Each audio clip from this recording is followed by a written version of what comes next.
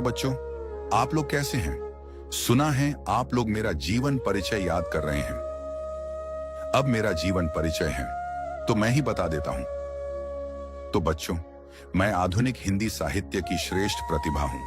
द्विवेदी युग का मैंने स्थूल और इतिवृत्तात्मक कविता धारा को सूक्ष्म भाव, सौंदर्य एवं रमणीयता से परिपूर्ण कर मैंने नव युग का सूत्रपात किया। मैं छायावाद का प्रवर्तक, उपन्यास तथा प्रतिनिधि कवि होने के साथ ही नाटककार एवं कहानीकार भी था। अब मैं आपको बताता हूं मेरा जन्म कब और कैसे हुआ। तो बच्चों, मेरा जन्म 30 जनवरी 1889 में काशी के सुंघनी साहू नामक एक प्रसिद्ध वैश्य परिवार में हुआ था। मेरे पिता का नाम देवी प्रसाद और मेरी माता का नाम मुन्नी देवी था।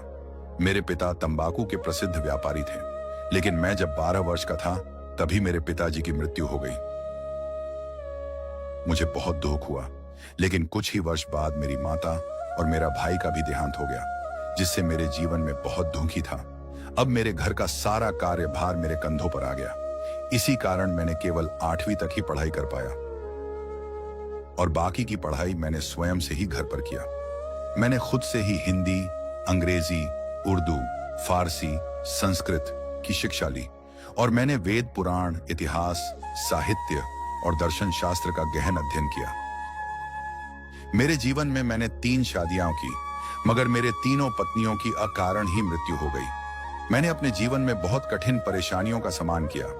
इन सब के बावजूद भी मैं छायावादी युग के प्रमुख कवियों में से एक था। मैंने अपने जीवन में कभी हार नहीं मानी। और बच्चों, आप भी कभी हार मत मानना और हर परिस्थितियों का सामना करना। मैंने भी ऐसा ही किया। सारी परिस्थितियों को मात देकर मैंने चित्रधारा, कानन कुसुम, झरना, लहर, प्रेम पथिक, आंसू, कमायानी आदि मेरी प्रमुख काव्य कृति है। मेरी कमायानी हिंदी काव्य का गौरव ग्रंथ है। राजश्री, विशाख, जन्मेजय का नाग यज्ञ, अजात शत्रु, चंद्रगुप्त, स्कंदगुप्त, ध्रुव स्वामिनी आदि मेरे उत्कृष्ट नाटक हैं। मैंने अनेक कहानी संग्रह, कई उपन्यास तथा निबंधों की रचना कर प्रतिभा का प्रसाद हिंदी को प्रदान किया।